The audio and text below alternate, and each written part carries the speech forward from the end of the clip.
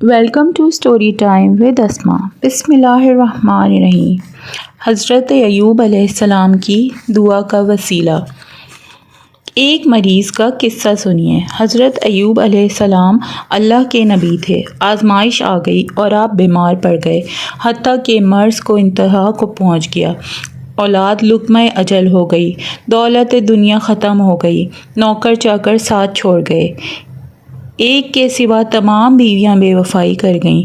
صحت کے لیے وسیلہ درکار تھا، مگر بظاہر وسیلہ ناپید تھا۔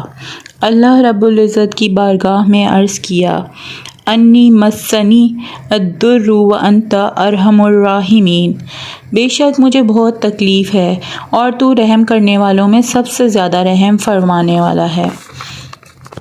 میری تو دعا ہے، اے ہمارے رب، ساری دنیا کے مریضوں کو شفا دے دے، لیکن اگر آپ بیمار ہیں تو در در کی خاک چاٹنے کے بجائے اللہ مالک الملک سے مخاطب ہو جائیں اور اسی طرح مخاطب ہوں جس طرح یہ مریض مخاطب ہوا، یعنی کہ حضرت ایوب علیہ السلام کا ذکر کیا جا رہا ہے۔